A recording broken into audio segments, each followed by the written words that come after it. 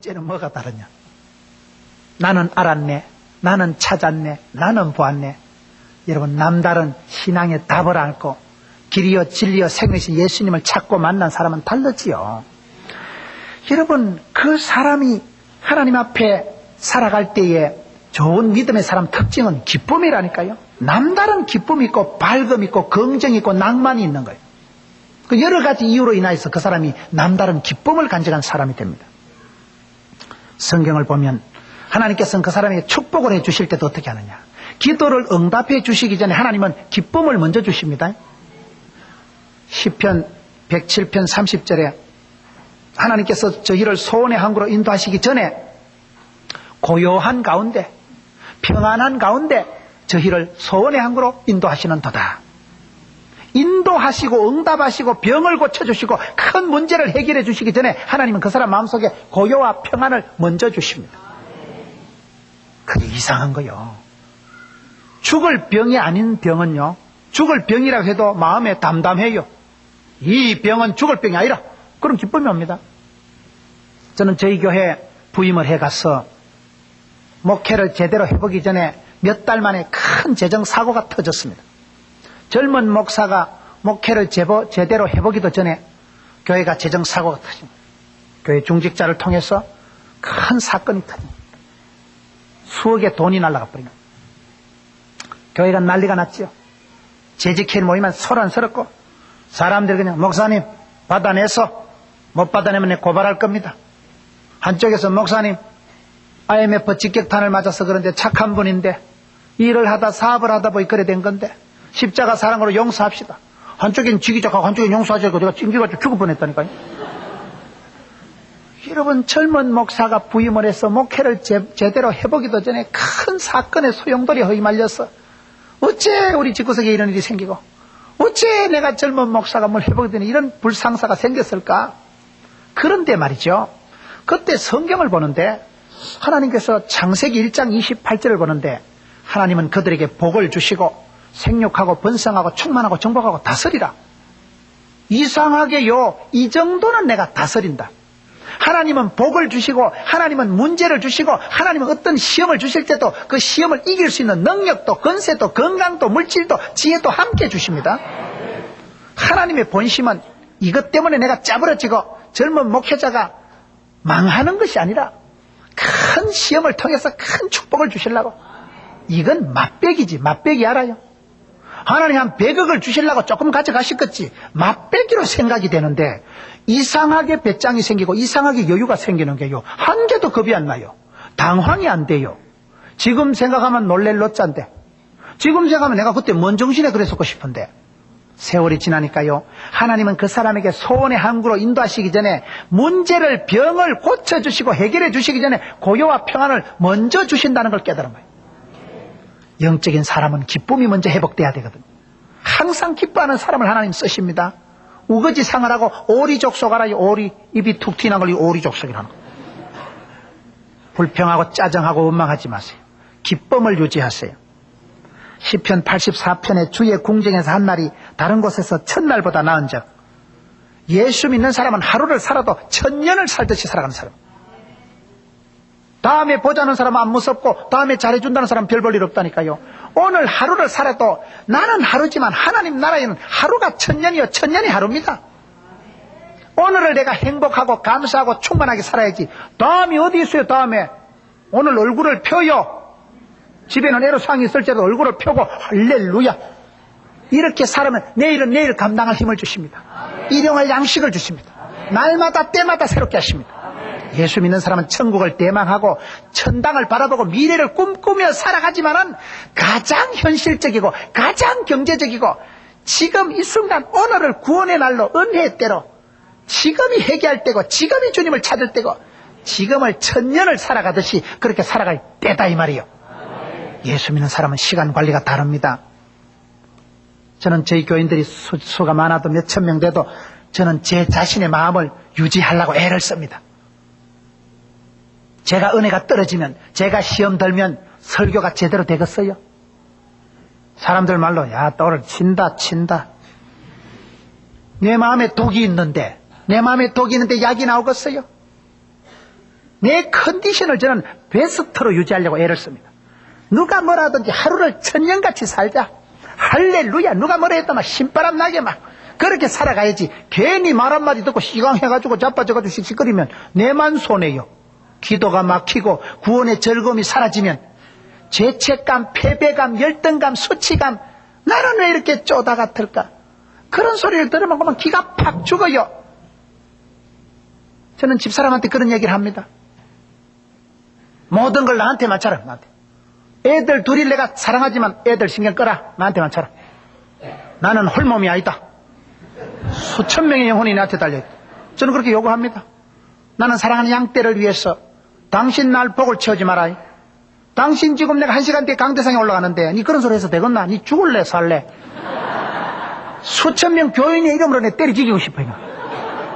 그만큼 여러분 설교자의 영성이 굉장히 맑고 고와야 돼요. 설교자의 영성이 앞에서는 장로님들 주일날 기도하실 때요. 그 기도 한 번을 위해서 일주일을 얼마나 신경을 씁니까? 저는 불교 가정에서 자랐습니다. 저희 집은 종갓집입니다. 제사 시사가 얼마나 많은지 모릅니다. 제삿날이 돌아오면요. 적어도 벌써 제사상을 그날 안 봅니다. 보름 전에 한 달 전에 가서 상을 보고 목욕 재개를 하고 제삿날이 다가오면 그 근처 임박해서는요. 말 조심해야 돼요. 말 한마디 잘못하다 불벼락이 떨어집니다. 이놈의 자식이 복 나갈라. 옛날 촌의 샤머니즘적인 어르신들이 얼마나 기복주의 사상이 강합니까? 말 한마디 잘못하면 복 나간다 이래가지고요. 제삿날 다가오면 부정탄다 이래가지고 얼마나 신경을 쓴다. 여러분 우리가 진리를 따라가고 거룩하신 하나님을 믿는 구별된 백성들이지만은 사실은 우리가 불신자들보다 신경 안 씁니다. 불자들처럼 그렇게 목욕 제기하고 몸빼 입고 그렇게 신령과 진정으로 안 나가요.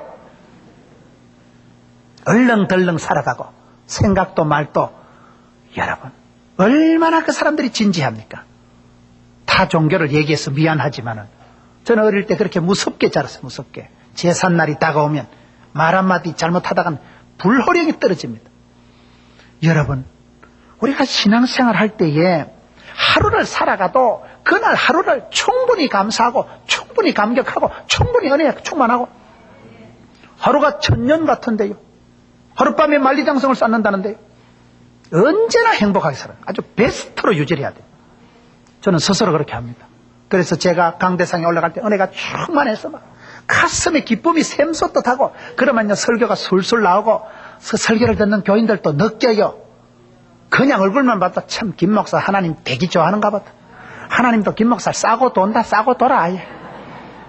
저리 좋을까? 거기 전도지 메시지지. 거기에 여러분 설교지.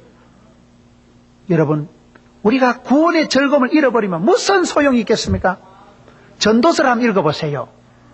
솔로몬이 성경을 3권을 기록했습니다. 젊어서 술람미 여인과 사랑을 농밀한 사랑을 주고받을 때 연애 편지 같은 글을 주고받을 때 그것은 그런 육신에 속한 미르가 아니라 주 안에 있을 때 그리스도 안에 있을 때 그 비밀된 사랑이 그만큼 아기자기하다 이 말이죠. 그가 왕으로서 1000번제를 드리고 하나님 주신 지혜로 이스라엘 백성들을 통치할 때 잠언서를 기록합니다. 잠언서는 31장으로 되기 때문에 하루에 한 장씩 읽으면 사람이 지혜가 생겨요. 하나님 주신 지혜를 가지고 백성을 다스릴 때 잠언서를 기록했습니다. 그가 노년에 인생 부귀영화를 다 만끽하고 산전수전 우주전 공중전 다 겪고 난 뒤에 그가 노후에 기록한 것이 전도서입니다. 전도서의 주제가 뭡니까? 헛되다는 것입니다.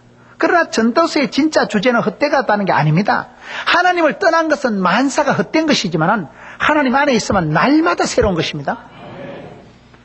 전도서의 핵심은 하나님을 경외하는 여자가 오히려 현숙하고 예쁘고 아름답지 인물 좋고 솜씨 있는 건 아무것도 아니에요. 몸짱, 얼짱이 아니라 영적인 배짱이 있어야 된다니까요. 하나님을 경외하는 그러한 마음이 고운 사람. 경외한다는 것이 뭡니까? 하나님을 두려워하고 공경하고 사랑하는 그런 감정이 아우러져서 독특한 영적인 캐릭터를 형성하고 있는 그런 영성을 말합니다. 하나님을 경외하는 것이 지혜의 근본인데요. 하나님을 사랑하고 경외하고 공경하고 두려워하는 사람이 사람 앞에 잘 안 하겠어요? 자기 남편에게 자녀들에게 함부로 하지 않습니다.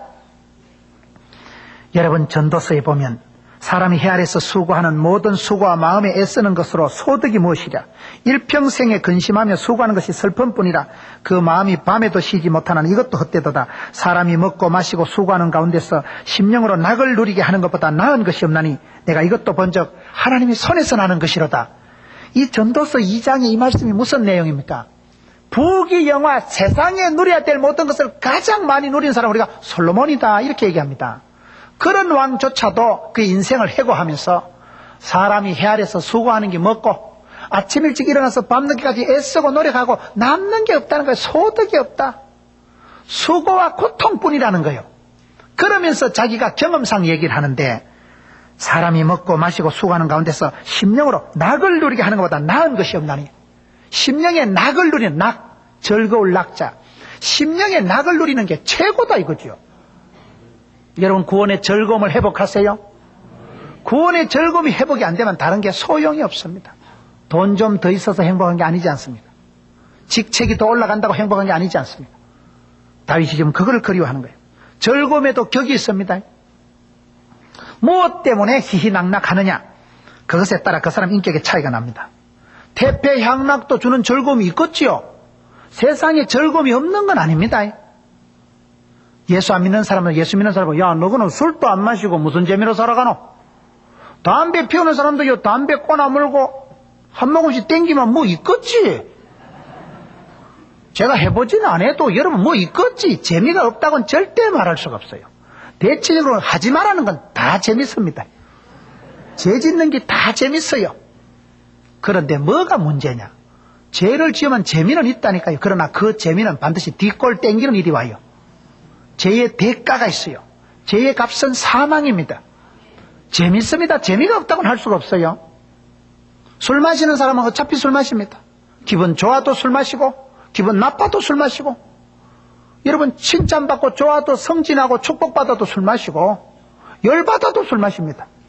월요일 날은 원래 마시고 화요일 날은 화끈하게 마시고 수요일 날은 수월하게 마시고 목요일 날은 목이 터지라고 마시고 금요일 날은 금방 마시고 또 마시고 토요일 날은 토할 때까지 마시고 주일 날은 주사같이 마시고 그러면. 그런데 예수 믿는 사람은 항상 기뻐하고 웃는데 월요일 날은 원래 웃고 화요일 날은 화사하게 웃고 수요일 날은 수수하게 웃고 목요일 날은 목청구도 웃고 금요일 날은 금방 웃고 또 웃고 토요일 날은 토실토실하게 웃고 주일 날은 일상적으로 늘 웃는 거요. 여러분 웃는 사람은 웃고 열받고 술 마시는 사람은 술 마십니다. 술을 마시면 술술 넘어가겠지. 술을 마시면 기분 삼삼하겠지. 그러나 아침에 새벽에 뒷골 땡기겠지. 저희 교회가 아주 유흥지역에 있습니다. 우리 딸이 영성이 깊은지라 우리 딸이 한 번씩 그 거리를 지나가면 아빠 거리가 이래가지고 되겠나? 전부 술집이고 휘황찬란하고 네온사인이 번쩍번쩍하니까 우리 딸이요 상당히 영성이 깊은 거예요. 아빠 동네가 이래가지고 되겠나? 안 되지. 새벽 기도를 가보면 그 유흥지역을 통과해서 교회를 가다 보니까 새벽에 나가보면요 밤새도록 술을 마신 것들이 전봇대에 무슨 카레라이스를 그렇게 해놔놓고 징그러워요. 술을 마신 것들의 작품 아니겠어요? 술을 마셨으면 곱게 마시고 너무 전봇대 앞에다 그렇게 카레라이스를 만들어 놔놓고 더러워 못 살겠어요.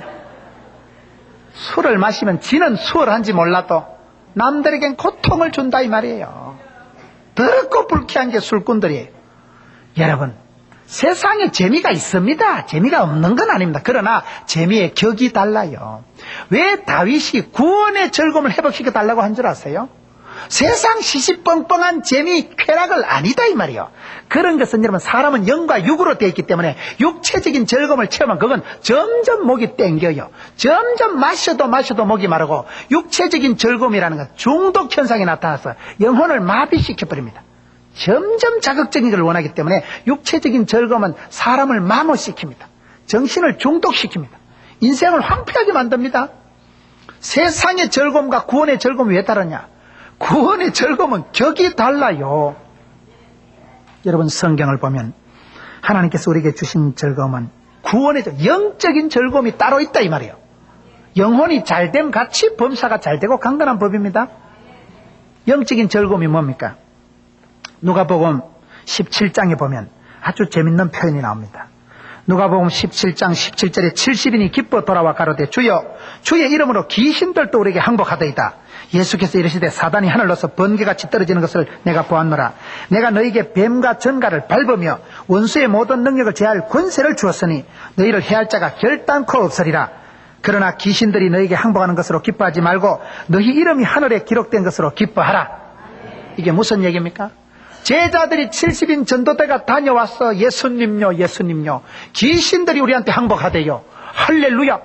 얼마나 좋아요. 사단의 권세를 파고 귀신을 시엘이 밟아버리고 그런 권세를 주셨기 때문에 제자들이 가서 귀신을 대적하고 이기고 난 뒤에 너무너무 기뻐서 주님 앞에 와서 보고를 하니까 예수님 하시는 말씀이, 그런데 귀신이 물러가는 건 단거이고 귀신 물러가고 항복한 것 가지고 기뻐하지 말고 너희 이름이 하늘의 생명책에 기록된 것으로 기뻐해라. 이게 무슨 얘기입니까? 여러분, 우리가 여러 가지 은혜를, 기적을 체험할 수가 있습니다. 저처럼 대학 다닐 때 죽는다고 사형선고 받고 대수술을 하고 살아날 수도 있지요. 그러나 그런 것 가지고 기뻐하지 마라 이 말이에요. 왜 그렇습니까? 사람이 암병에 걸렸다 회복됐다 합시다. 암이 걸렸다 회복되는 사람이 100년을 더 살겠어요? 1000년을 더 살겠어요? 어떤 수술을 하고 어떤 회복이 되어도 그 사람이 절대로 100년 이상 못 삽니다. 제가 예언하노니. 100년 이상 살 사람이 누가 있어요? 육체적인 잠시 잠깐의 그런 쾌락이나 회복이나 축복이나 영광은 유한하다 이 말이에요. 귀신이 물러가고 몸이 낫고 그런 것 가지고 기뻐하지 말고 너희 이름이 하늘에 기록된 영생의 복을 받은 구원의 즐거움을 즐거워하라. 그거는 수준이 다릅니다. 지금 내가 쭈쭈바 하나 얻어먹은 거하고 쭈쭈바 공장을 얻게 된 거하고 다르지요. 여러분, 우리가 이 땅에서 기뻐할 일들이 많습니다. 그러나 시시뻥뻥한 거 가지고 기뻐하지 마라. 시시뻥뻥한 거 가지고 목을 매지 마라. 구원의 즐거움이 왜 중요합니까? 주 예수를 믿어라. 그리하면 너와 너희 집이 구원을 얻는 것입니다. 사단 마귀는 죽이고 빼앗고 멸망시키려고 왔지만 예수님은 생명을 주시려고 오셨기 때문에 생명이 그냥 생명이고 영생의 복을 주신다 이 말이에요. 그게 구원의 즐거움입니다. 나는 이제 죽어도 살고 살아도 살고 나는 영생의 복을 받았기 때문에 사망아 너희 쏘는 것이 무엇이랴. 우리의 즐거워하는 기준이 조금 다릅니다. 수준이 조금 다릅니다.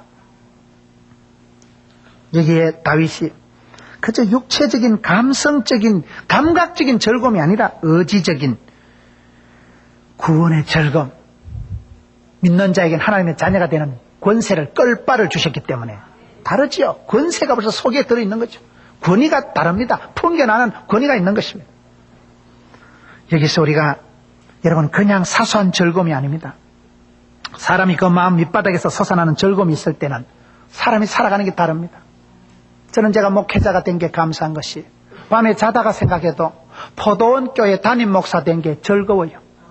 자다 생각해도 내 같은 게 어째 이렇게 촛발 충만한 게, 이 무식한 게, 쪼다 같은 게, 어째 내 같은 게 포도원 교회 수천 성도들의 당회장 목사님이라니까요. 제가요. 그 사실을 신분을 밤에 자다 생각해도 일어나서 한참 웃다가 또 자요. 아이고 복도 많지 복도 많지. 어쩌다 내가 이런 복을 받았었고. 그러니 목회가 즐겁겠어요 안 즐겁겠어요? 그 설교 듣는 교인들이 행복하겠어요 설사하겠어요? 다르지. 구원의 즐거움을 유지하세요. 여러분 술 먹고 즐기다가 아침에 일어나서 속쓰리고 뒷골 땡기는 그런 즐거움 말고, 사람은 일복이 많은 것이 복이 많은 것인데 일을 잘하는 사람은 반드시 일을 즐겁게 합니다. 소년이라도 피곤하고 장정이라도 쓰러지고 자빠지되 여호와를 바라보는 사람은 독수리 날개침같이 비상하는 은혜가 있는 거예요.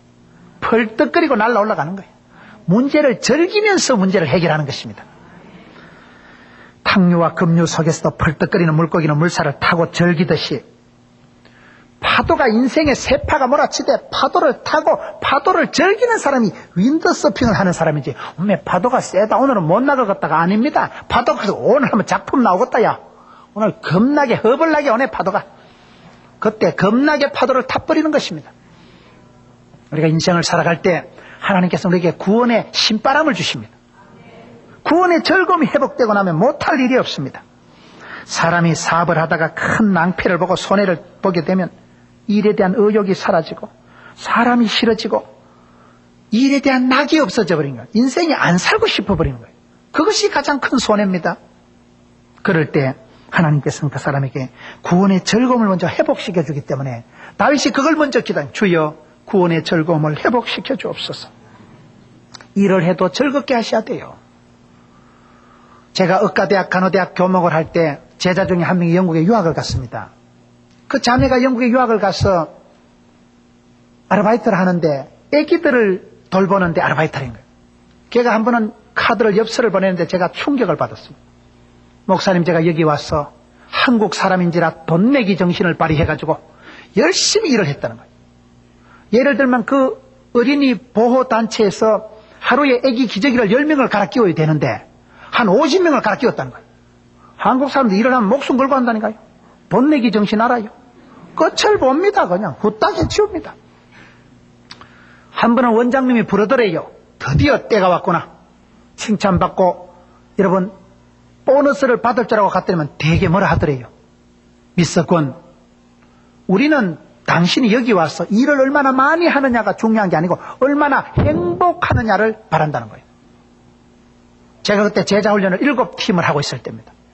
낮밤으로 새벽으로 밤으로 제자훈련을 하고 저는 많이 하는 것일수록 좋은 것일 줄 알았는데 제가 그 편지를 받고 충격받았죠.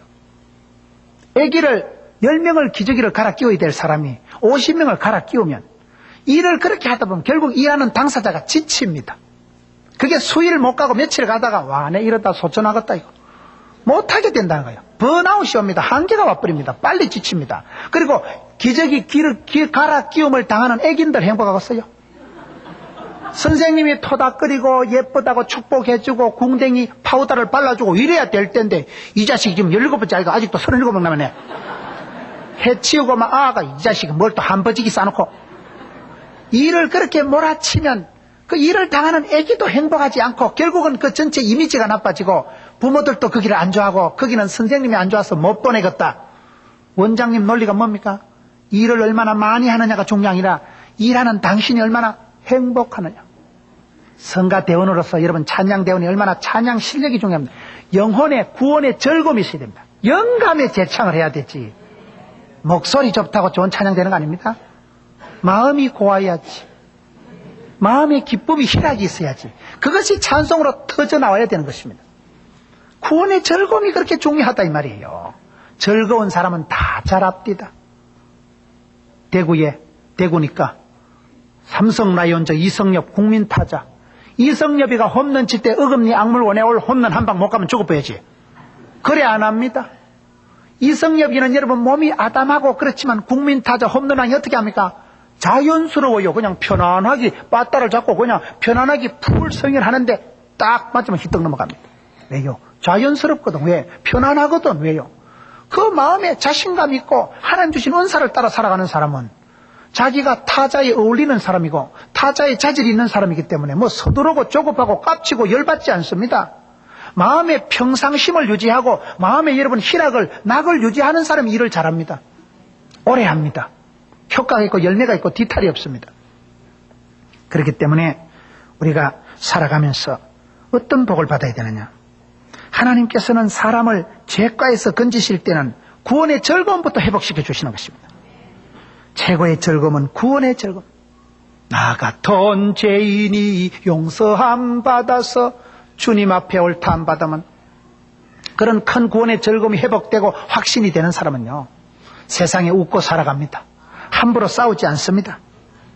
사람이나 일이나 소유로 인한 실망이나 자랑이 아니라 주의 구원의 즐거움이 회복되면 인생에 자생력이 생기고 문제도 시험도 즐길 줄 아는 탄력이 생기기 때문에 그런 사람은 기가 살아나고 생기가 돌고 얼굴에 영혼의 미소가 번져나는 것입니다. 두 번째 다윗이 기도한 것이 자원하는 심령을 주옵소서. 자원하는 심령이 왜 중요합니까? 여러분 사건을 당하고 죄를 짓고 고통 중에 실망 중에 있는 사람은 일에 대한 의욕이 사라져버리기 때문에 더 이상 하고 싶지가 않아요. 또 무슨 꼴을 보려고 내가 또 하겠노? 더 이상 보면 사람이 싫고 인생이 싫고 일이 싫어집니다. 그것이 일에 대한 의욕을 잃어버리는 게 문제입니다. 저희 교회에 새신자가 한 명 왔는데 아주 사업을 잘하던 분이에요. 자갈치 시장에서 얼마나 사업을 잘하고 술집에 가서 그냥 가스나들 팁을 100만 원 싹싹 주고 그렇게 잘 나가던 사람인데 주 거래처 사장님이 자살을 해버린 거예요. 아닌 밤에 홍두깨라고 멀쩡하던 사업이 갑자기 기울어진 거예요. 주 거래처 사장님이 자살을 해버린데 어디서 돈을 회수를 합니까? 어디서 돈을 받습니까? 이 사람이 그 길로 그냥 낭패에 빠지고 그 많은 짐을 다 버리고 그 세신자 집에 신방을 가보니까 부산에 그런 비탈이 있습니다. 계단을 올라가는데 여자들은 같이 못 가겠더라고요. 얼마나 계단이 험하고 집에 들어갔는데 아들 둘이가 있는데 여러분 식사를 하려고 밥상을 펴면 2명은 서 있어야 돼요. 다 4명이 못 앉아 방에. 그렇게 잘 나가던 사장님이 그 사람이 얘기를 하는데 제가 2가지 인상적인 일. 하나는 뭐냐, 망하고 나니까 사업이 망하고 어려워서 집에 들어 누워서 가만히 TV나 보고 한 달, 2달만 그렇게 있으면 절대 재기 못한다는 거예요. 더 이상 일이 무섭고 세상이 무섭기 때문에 들어 누워 있으면 안 된다는 거예요. 반드시 일어나서 댕겨야 된다는 거예요. 2-3달 빈둥빈둥 들어 누워 있으면 세상이 무섭고 일이 겁이 나기 때문에 재기가 안 된다는 거예요. 힘들수록 일어나야 됩니다. 퍼질고 있으면 큰일 나요. 영육간에 다 다운돼 버립니다. 2번째는 뭐예요? 자기가 그냥 돌아다니는데 그래, 그럼 식사는 어찌합니까? 굶고 다닌대요. 한 번은 길을 가다가 옛날 친구를 만났는데 대충 사정 얘기를 듣더만 엄격거래 10,000원짜리를 하나 주더래요. 여러분 사장인 친구한테 길에서 10,000원짜리 하나 주면 빠말떼기 맞습니다. 나를 자식아 거지 취급하고 친구 오랜만에 만난 친구 10,000원짜리 하나 주면 욕합니다. 얼마나 결례가 되겠어요. 그런데 너무 어려우니까 10,000원짜리 하나 받아가지고 내 식구가 일주일을 먹고 살았대. 10,000원짜리 하나가 그래 귀중한 줄 난생 처음 알았대요. 술집 가서도 여자들한테 팁도 안 주던 10,000원인데 그 10,000원짜리 친구가요, 그 친구도 대단하지. 어떻게 10,000원을 줘요, 10,000원을. 그 10,000원짜리 하나 받아가지고 내 식구가 일주일 살았대요. 기가 막힌 얘기 아니겠어요? 지금 우리 시대가 그런 시대입니다. 의욕이 뚝 떨어져 버려요. 일이 무섭고 또 무슨 사기를 당할까, 또 무슨 저주를 덮었을까. 그런 시대를 살아가면서 제일 불쌍한 사람은 누구냐? 저는 사람들을 대할 때 제일 불쌍한 사람은 무엇을 해볼 생각이 없는 사람, 의욕이 없는 사람이 난 제일 문제라고 생각해요. 사람을 데리고 일을 한번 해보세요. 하려고 하는 마음이 있어야지. 하려고 하는 의욕이 마음이 없는 사람은 100번 가르치도 소용이 없습니다. CCTV 달아나고 몽둥이 들고 서 있어도 소용이 없어요. 여러분, 말을 끌고 강가에 갈 수는 있지만 물을 먹는 건 지가 먹는 거예요. 강제로 말을 끌고 가서 물을 못 먹입니다. 물은 자기가 먹는 거예요. 모든 일은 자기가 생각하고 판단하고 결정하고 자기가 행동하는 것이기 때문에 자원하는 심령을 달라 하는 게 뭡니까? 다시금 일이 보이게 해주시고 일에 대한 의욕이 생기게 해주시고 주님 내 마음속에 일에 대한 소원을 뿌리를 듯하게 해주셨어. 하고 싶어야 돼, 하고 싶어야 돼. 제일 무서운 사람이 하고집입니다. 하고제비 알아요? 하려고 하는 사람 그거 못 막습니다. 하고제비. 찬양 실력도 없으면서 꼭 할렐루야를 앉으려고 하는 사람들이 있어요. 음을 다스리는 주제에. 그럼 옆에 앉아서 그냥 소리는 내지 마라. 입만 딱딱 벌리라. 하려고 하는 사람이 중요합니다. 하고제비를 못 막아요. 전도도 잘하는 사람은 약간 하고제비입니다. 원리를 방식을 다 알아서 잘하는 게 아니더라고요. 하려고 하면 돼요. 저는 제가 개인적으로 만든 말이 고사성어도 아닌 게 수고도 아닌 게 업중도라는 게 있어요. 한문을 배울 때부터 저 혼자 그냥 깨달은 게 일업자 가운데 중자 길도자를 써서 일은 하다 보면 도사가 된다. 일은 하다 보면 길이 보인다. 말이 되잖아요. 일업자 쓰면 저는 업중도라는 말을 저 혼자 자주 씁니다. 도사가 박사가 어디 있습니까? 하다 보면 노하우가 생깁니다. 실패를 해도 하다 보면 됩니다. 여러분, 성공하는 사람은 실패하지 않아서 성공하는 사람이 아닙니다. 포기하지 않아서 성공하는 거예요. 오늘 낮에 아들 낳는 비결이 뭐라고 했어요? 낳을 때까지 낳는 거예요. 계속 낳는 거예요. 그냥. 포기하지 않는 기도가 중요하듯이 일을 시켜보면 여러분 아랫사람들을 데리고 있는 사람들 한번 대해보세요. 자기가 하려고 하는 사람이 소중합니다. 그걸요 잔소리를 훈시를 가이드라인을 30분씩 발표를 해봐요. 띵하게 앉아있는데 사장님 훈시 끝나면 따로 노는데 환장합니다. 하려고 하는 마음 그것이 어디서 나옵니까? 하나님께서 자원하는 마음을 주셔야 가슴에 소원이 뿌리를 듯이 일어나야 되는 거예요. 그게 중요합니다. 일을 가르치는 것보다도 일을 하려고 하는 의욕이 더 중요하더라고요. 의욕이 있는 사람 지가 배워가면서 합니다. 실패를 해도 하고 창피해도 하고 안 되어도 하고 그렇게 애를 쓰고 애를 쓰면 애가 나온다니까요. 제일 무서운 사람은 하고집입니다. 원래 정신없는 게 배 끌고 일본까지 간다니까요. 정신 있는 건 동촌 앞바다 가다가 요 배를 타다가 무서워라 집에 옵니다. 정신없는 건 배를 타고 계속 가다가 엄매 여기가 어디요? 어디는 어디요? 시몬의 새끼지. 가다 보면 가는 거예요. 여러분, 정신없는 게 산에 가서 곰 잡는다는 말이 있습니다. 미친놈이 곰을 잡아요. 정신 멀쩡한 건 산에 안 올라가요. 미친놈은 올라가서 눈에 비는 게 없으니까 토끼도 잡고 노루도 잡고 뭐 이것저것 두드리 잡으면 곰도 때리 잡아버리는 거예요. 하고제비가 무섭다니까요. 영적인 사람은 신앙이 회복될 때 하나님께서 담력을 주시는데 일에 대한 열정을 회복시켜 주십니다. 일이 눈에 들어와요. 하고 싶고 땡기고 소원을 두고 행하신 하나님. 소원이 아무나 생기는 게 아니라니까요. 하나님이 마음에 소원을 두셔야 돼요. 하나님이 은사를 불이 듯하게 하시는 거예요. 가슴에 불이 일어나는데 어찌 참으리까? 어찌 이유가 없으리까? 자원하는 심령 그것 하나님이 주시는 것이기 때문에 여러분 우리가 하나님께 말씀을 들을 때 믿음은 들음으로 들음은 말씀으로 말씀은 집회를 통해서 말씀을 주시면 하나님의 말씀이 살아 운동력이 있기 때문에 그 말씀이 인격의 아다리가 되어서 부닥쳐서 작동을 발동을 시작하면 그것이 동력이 걸리는 겁니다. 사람이 달라지는 거예요. 내가 그냥 멍하게 있다가 예배에 참석하고 신령과 진정으로 주님 앞에 나아갔고 말씀을 듣다가 귀가 열립니다. 말씀을 듣다가 눈이 열립니다. 말씀을 듣다가 소원이 생깁니다. 어느 날 불현듯 내가 그런 일을 해봐야 되겠다. 그건 하나님 주신 소원입니다. 하나님이 시작하신 일은 하나님이 끝장을 보십니다. 내가 욕심낸 건 허무한 것이지만 하나님이 심어주신 소원은 이상해요. 창피해도 해야 되고 돈이 안 돼도 해야 되고 몸이 아파도 해야 되고 실력이 짜쳐도 합니다. 하나님이 시작하신 하나님 주신 소원은 막 불일듯이 일어나는데 다윗이 골리앗 앞에 나갈 때 실력, 처지, 능력하고 상관없다니까요. 밀어붙이십니다. 하나님. 약간 하고제비가 돼버리는 거예요. 그래서 우리가 자원하는 마음, 자발적인 것, 자생력이 중요합니다. 자원하는 마음이 아니고 억지로 하면 질려버려서 못합니다. 교회 봉사를 해도 그렇습니다. 제가 어디 집회 갔더니 목사님 그런 얘기를 하더라고요. 그 여전도사님 두 분을 비교를 하면서 얘기하는데 한 여전도사님은 지혜롭고 한 여전도사님은 조금 고지식하대요. 지혜로운 여전도사님은 어떻게 하냐. 예를 들면 아이가 운동회를 한다. 아이가 그날 운동회를 하거나 이러면 엄마가 운동회를 가야 되는데 그날따라 교회에 간단한 모임이 있는 거예요. 엄마가 아이 운동회를 따라갈 것인가 교회를 갈 것인가 고민할 때 무식한 고지식한 여전도사님은 사바세계 일이 중요하냐. 소풍 가고 체육대하고 노래하는 거 맨날 하는 건데 무시하고 교회에 온나. 그래가지고 윽박을 질러가지고 그 부인 집사를 공포 분위기를 조성해가지고 교회로 오게 한다는 거예요. 그럼 온대요. 착한 집사님이 또 전도사님 말을 거역하셔서 온지만은 그래 오면 기쁨이 없기 때문에 점점 일이 멀어진다는 거예요. 저 전도사님 말 계속 듣다간 집구석 작살 나갔다 했죠. 그래가지고 일에 즐거움이 없어지고 봉사에 기쁨이 없어지고 자원하는 마음이 없어지기 때문에 그때부터 눈치 보는 전도사님 또 일 시켜 씹어서 설설 피한다는 거예요.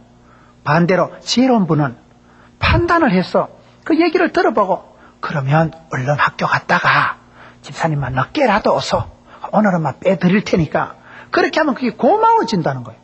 지혜가 있어야 된다는 거예요. 일을 할 때도 자원하는 마음을 유지시켜야지 일이 질려버리고 부담이 돼버리면 절대로 오래 못합니다. 그때부터는 도망치고 설설 피하는데요. 하나님은 은혜를 주실 때 나를 변화시키시고 내게 담력을 주시고 내 마음을 고쳐서 일에 대한 사람에 대한 시각을 바꾸어 주신다는 겁니다. 일이 하고 싶어지고 일이 보이게 됩니다. 그래서 하나님이 여러분이 범죄하고 실패한 다윗에게 구원의 즐거움을 회복시켜 주실 뿐만 아니라 자원하는 심령을 달라고 기도할 때 이 기도가 왜 중요하냐. 사람이 지가 하고 싶어야지. 남이 시켜서 얼마나 하겠어요. 찬양을 좋아하는 사람은요 찬양을 즐깁니다. 밥을 안 먹어도 찬양하는 게 즐겁고 여기 앉아있는 것보다는 찬양 데스크에 앉아있는 게 좋고 그렇게 되는 거예요. 찬양이 좋으니까. 자기가 좋아서 하는 사람 아무도 못 말려요. 영적인 일은 자원하는 자가 돼야 됩니다. 이왕 할 것 같으면 지금 하고, 누구든지 해야 될 것 같으면 내가 하고, 어차피 할 것 같으면 빤듯하게 하고, 그런 하려고 하는 마음이 있을 때 그 중심이 이쁘기 때문에 그 사람은 실수를 해도 재활용이 되고, 실패를 해도 재생이 되고 소생이 된다는 겁니다. 우리가 일을 열심히 자원해서 빨리 하는 게 왜 중요하냐? 실패하면 다시 할 수 있는 기회가 남아있다는 거예요. 게으르고 악한 사람은 때가 차면 다시 할 수 있는 기회가, 찬스가 없어지기 때문에 그게 위험한 겁니다. 자원하는 마음이 그렇게 중요합니다. 하나님께서 억지로 요나를 니느웨에 가서 복음을 전할 때 못 갔잖아요. 억지로 못 가요. 그 강박한 니느웨 백성들을 어떻게 복음화시킵니까? 어떻게 전도합니까? 하나님은 니느웨 백성들을 변화시키는 것보다 한 사람 요나를 변화시키는 게 훨씬 힘들었어요. 역사상 아수르 족속이 아주 잔인했습니다. 사람을 말뚝에 박아 죽이고 껍질을 벗기고 임금을 죽여서 목을 잘라가지고 임금의 아들 왕자의 목에 아버지 목을 걸어서 걸게 하고 아주 잔혹한 백성들이 아수르 족속이었습니다. 그래서 요나 시대에 니느웨 아수르 수도 니느웨에 가서 복음을 전할 때 요나가 그게 쉽게 동의가 안 되는 거예요. 그것들은 천벌을 받아야 될 것이지 가고 싶은 마음이 없는 거예요. 하고 싶은 의욕이 안 생기는 거예요. 하나님 어떻게 역사를 이루어 가십니까? 그 니느웨 악독한 도성에 12만여만이 되는 그런 많은 사람을 변화시키는 게 아니고 하나님 요나 한 사람을 바꿔서 그의 입에서 고백이 나오게 하는 것입니다.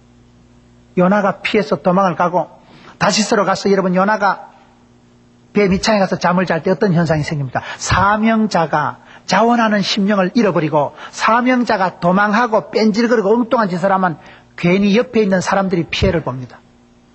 배에 탄 선원들이 잘못한 게 뭐 있어요? 선원들이 요나 때문에 그런 줄도 모르고 물건을 내다버리고 기계를 내다버리고 아까운 거 다 내다버려도 광풍이 잠잠하지 않습니다. 사명자가 내가 사명의 길을 자원해서 감당을 안 하면요, 가족이, 아들이 피해를 보고 하나님은 외곽을 치십니다. 반드시 나를 치자고 외곽을 둘러서 치십니다. 그거 말귀를 못 알아들으면 바로 왕처럼요 장남 죽어나가는 꼴을 봅니다. 미련한 자면 끝까지 비참한 꼴을 봅니다. 하나님 외곽을 치시는데 사명자 요나를 변화시키는 게 너무나 힘드니까, 말귀를 못 알아듣고 자기가 자원하지 않으니까 도망을 치고 숨어 있을 때 선원들이 고통을 치르다가 나중에 요나가 뭐랍니까? 나를 들어 바다에 던지소서. 자기 입으로 그 고백을 하고 나를 들어 바다에 던질 때 그 파도가 잔잔해집니다. 그래서 물고기 뱃속에서 회개하고 통회하고 변화된 요나가 니느웨 도성에 가서 한 번에 니느웨 도성을 변화시킵니다. 하나님은 나를 원하시고 내게 자원하는 마음을 원하십니다. 억지로 하지 마세요. 언제라도 내가 먼저 하고 자원하고,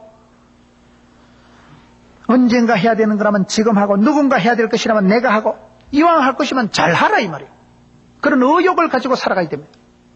믿음의 사람은 그런 사람이다. 샘물 같은 마음, 그 마음이 솟아나고 막 샘솟듯이 불일듯이 일어날 때, 샘물의 장점이 뭘까요? 저는 샘물을 생각할 때 저수지와 샘물의 차이가 뭐냐? 저수지는 아무리 넓은데 물이 많이 있어도요, 저수지는 물을 가다 놓으면 썩습니다. 저수지는 밑에 깔리고 중금속이 노폐물이 쌓이고 저수지는 냄새가 나고 썩어버립니다. 물이 갇혀 있으니까. 샘물은 아무리 작아도 낙엽이 떨어져서 샘구멍이 틀어막힌 것 같아도 샘물의 장점은 퐁퐁퐁 샘솟던 물이 솟아나기 때문에 더러운 것은 흘러가는 거예요. 샘물은 자기 정화 능력, 자기 재생 능력을 갖춘 게 샘물입니다. 내가 자원하는 심령이 없으면 못 살아요. 자원하는 심령, 자원하는 게 아니면 그건 은혜가, 사역이, 섬김이, 찬양이 아닙니다. 눈도장 찍으려고 하는 게 몇 번 하겠어요? 인기관리 위해서 하는 게 체면치를 하는 게 얼마나 하겠어요? 샘솟듯이 솟아나는 자원하는 마음, 그 마음을 하나님이 주시는 것이고, 하나님이 그 소원을 주실 때 막 하고 싶어져야 돼, 하고 싶어져야 돼. 교회 봉사도 자원하는 마음으로 하세요. 주의 일을 자원하는 마음으로 하세요. 헌금을 하든지 봉사를 하든지 찬양을 하시든지 자원하는 마음으로 하는 걸 하나님이 기뻐 받으십니다. 주님 마음을 기쁘게 해드립니다. 샘솟도 솟아나는 그런 자원하는 마음이야말로 자기 정화 능력이 있기 때문에 자기 스스로를 고쳐나가고 하다 보면 하나님이 은혜를 주시고 깨우쳐 주시고, 마지막으로 나를 붙들어서서 나를 붙들어 주옵소서. 나를 붙드소서. 이게 얼마나 중요한가. 여러분, 뛰는 사람 위에 나는 사람이 있습니다. 나는 사람 위에 뭐가 있는지 알아요? 붙은 놈이 있대요. 띠를 얘기할 때 띠 중에 가장 빠른 띠가 뭡니까? 쥐띠가 가장 빠르요. 왜 쥐띠가 가장 빠른지 아세요? 12지를 만들 때 동물들이 오는 순서대로 띠를 만드는데 소가 부지런하니까 제일 먼저 출발했는데 쥐라는 놈이 소 위에 붙어간 거예요. 꼬린 지점에 갔을 때 지가 펄짝 뛰 내려가지고 그래가지고 쥐띠가 제일 먼저 생겼다는 거 아닙니까? 여러분, 붙은 사람과 겁난다니까요. 요한복음 15장에 포도나무 비유에 보면 포도나무 가지가 자기가 할 수 있는 게 뭡니까? 포도나무 가지가 생땀 찔찔 흘리고 포도나무 가지가 애를 쓰고 내가 어쩌면 포도 열매를 맺힐까?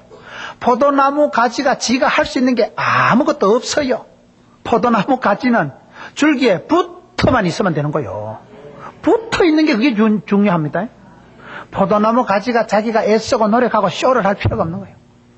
너희가 내 안에, 내 말이 너희 안에, 주 안에 붙어 있는 것이 이게 능력의 비결입니다. 사도 바울의 강함의 비결이 주 안에 있는 것입니다. 오늘 성도들이 여러분 무엇을 얘기하는 것입니까? 왜 다윗이 이 기도를 할까요? 살아가면서 죄책감이 생기고 죄를 짓고 인생이 다운되기 시작하면 하나님과 거리가 멀어지는 거예요. 멀리 멀리 갔더니 처량하고 고뇌지는 거예요.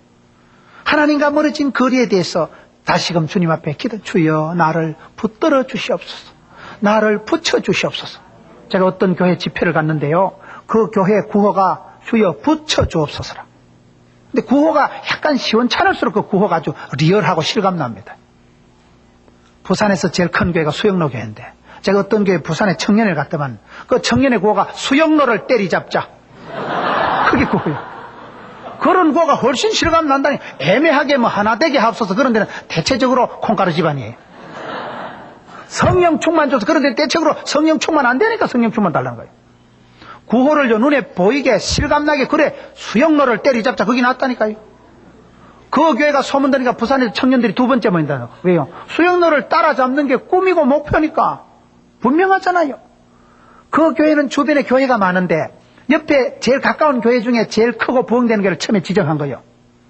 주여 금년도는 서부교회를 때려잡자. 그래서 서부교회를 이용하는 그 다음에 주여 남부교회를 때려잡자. 주여 북부교회를 때려잡자. 그렇게 나가더라는 거예요. 주변에 있는 교회들을 모델로 삼아서 저 교회가 숫자가 우리보다 얼마가 많다. 저 교회가 우리보다 찬양이 뜨겁다. 그걸 목표로 한 해 한 해 가니까 계속 눈에 보이는 목표를 따라가서 수영로를 따라잡자. 두 번째 모인다 그러더라고요. 불언간에 안 따라잡을지 모르겠어요. 여러분, 구호를 그 교회가 1년 표를 주여 나를 붙여주옵소서. 세 가지를 붙여달라고 기도한대요. 세 가지가 뭐냐? 하나님과 멀어진 이 관계, 여호와를 가까이 하면 내게 복이라고 했는데 하나님과 멀어지면 그때부터 모든 문제가 생기잖아요. 그래서 하나님과 멀어진 관계를 주여 붙여주옵소서. 돈 구경 못한 지가 오래됐는데 100만 원짜리 1000만 원짜리 수표 구경 못한 지가 오래됐는데 하나님요 수표 좀 돈 좀 붙여주옵소서. 집안이 요즘 좀 썰렁한데 부부관계 멀어진 관계, 집 나간 아들, 마음이 멀어진 딸의 마음을 붙여주옵소서. 얼마나 좋은 구호예요. 저는 그 구호가 너무너무 은혜스러워가지고 저희 교회 송구 영신 예배 때 설교 제목을 주여 붙여주옵소서. 금년 한 해 동안 하나님하고 쫄깃쫄깃하게 붙여주옵소서. 금년 한 해 동안 돈도 물질도 권세도 영광도 건강도 붙여주옵소서. 금년 한 해 동안 집구석이 찰떡같이 찰싹찰싹 붙여주옵소서. 얼마나 좋아요. 주님 나를 붙들어 주시옵소서. 전능하신 주님 오른팔로 나를 꽉 잡아 주시옵소서. 사도 바울의 고백을 보세요. 그렇게 환난과 핍박을 당한 사도 바울이지만은 이제 나는 심령에 메인바 되어서 예루살렘으로 간다. 환난과 핍박이 기다리도 나는 간다. 못 먹어도 거다. 하나님께서 내 심령을 꽉 붙잡아 주시는데 전능하신 하나님께서 성령 하나님께서 내 마음을 묶어서 메어서 꽉 붙들어 주시니까 하나님 앞에 꽉 잡힐 때가 최고 자유롭고 평안한 때입니다. 전능하신 주님께서 성령 하나님께서 내 심령을 꽉 붙잡으시니까 이제 나는 심령에 메인바 되어서 예루살렘으로 간다. 환난과 핍박이 기다리도 나는 간다. 가난한 데나 부한 데나 일체의 비결을 배웠느라 감당치 못할 시험은 없나니 피할 길을 주신다. 내게 능력 주자. 내가 모든 것을 할 수 있느니라. 할 수 있거든요. 무슨 말입니까? 능치 못함이 없는 것입니다. 하나님이 의롭다 하시는데 누가 정죄하리요? 하나님이 사랑하시고 싸고 도는데 누가 끊으리요 막으리요? 사방으로 우겨 싸도 쌓이지 않고 세상이 감당할 수 없는 사람이 되고 어떻게 그렇게 살아갑니까? 성령 하나님이 붙들어 주시니까, 심령이 콱 붙들림 받으니까 주님 앞에 붙잡힌 사람이 자유자입니다. 세상에 굴하지 않습니다. 사람 눈치 보지 않습니다. 하나님 나를 붙들어 주시옵소서.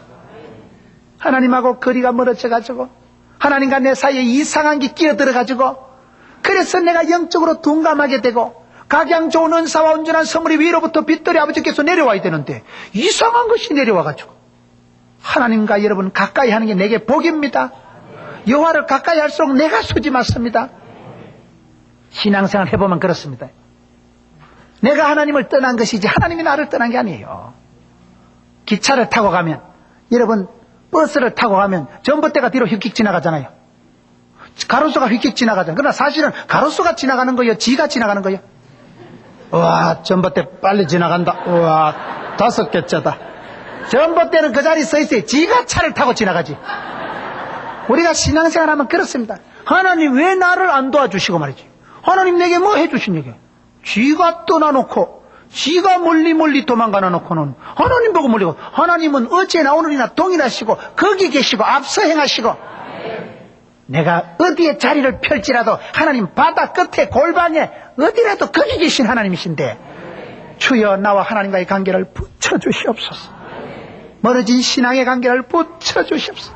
내 심령을 꽉 잡아주시옵소서. 그래 기도를 하셔야 된다 이 말이에요. 사도행전 11장 23절에 바나바가 안디옥에 가서 모든 사람에게 권하는 것이 주께 붙어 있어라. 여러분, 무엇이 될 때는 하나님께서 마치 지남철에 뭐가 들러붙듯이 점점 더해주시는 역사가 있기 때문에 하나님께서 붙드시면 되기 때문에 하나님 앞에서 우리가 기도할 때 주여 내게 붙여주옵소서. 나를 하나님께 가까이 붙여주시고 물질을 권능을 붙여주시고 권능의 오른팔로 나를 꽉 잡아주셨어. 주의 친절한 팔에 안기면 여러분 주님 손에 꽉 잡힐 때 사명자가 되고 그때 문제가 해결되고 그때 새로워지는 것입니다. 오늘 다윗이 비록 짧은 기도지만은 3가지 기도를 주여 회복시켜 주옵소서. 구원의 즐거움은 회복시켜 주시고 불일듯 하는 샘솟듯 하는 자원하는 마음도 회복시켜 주옵시고 하나님 앞에서 죄를 짓고 멀어진 내 영혼을 붙들어 주셔서 회복시켜 주시고 이와 같은 역사가 있는 여러분 되시기를 축원합니다.